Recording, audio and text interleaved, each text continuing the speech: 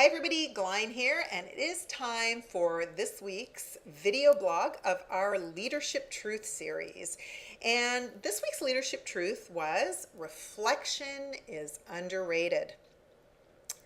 Man, are we ever in a society where if we are not going at 200 miles an hour between work, and schedule after work, it's like we're losers or something. Like we have to have it dialed up to 11 all day, every day, and even on weekends. And here's what I know 100% for sure. I have been working with a coach for the last 20 years, off and on. So I'm a big believer that when you have a coach, it should absolutely be with a purpose. It is not a paid friendship.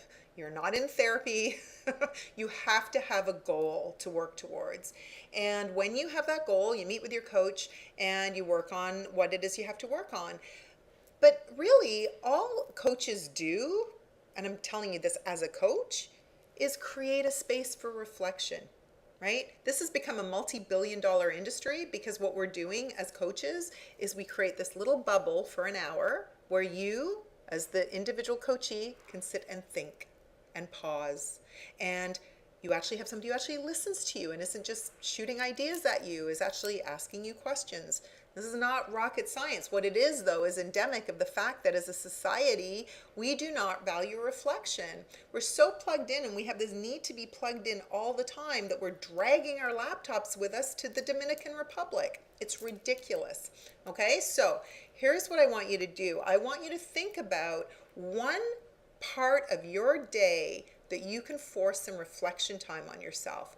I know for me, I got called out by one of my coaches one day when she saw me walking down Yonge Street in Toronto on my phone in between meetings, because I was in between meetings. I was on downtime, so why don't I walk and talk at the same time?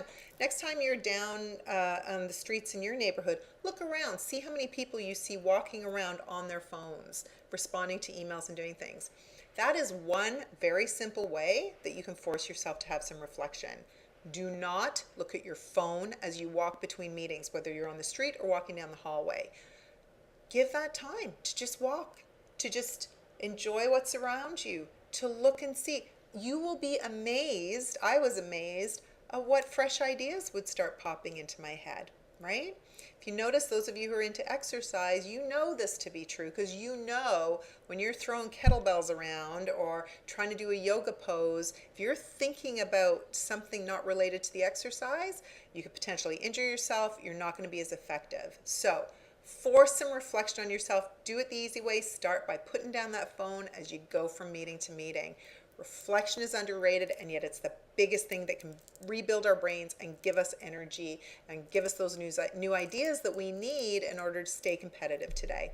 All right, so thanks so much for tuning in this week. I will see you again next week with yet another leadership truth. And if you've got one for me, send it my way, and be sure to follow us on all our social channels where you can keep in touch with what we're doing at the Roundtable and all of the leadership truths that are out there.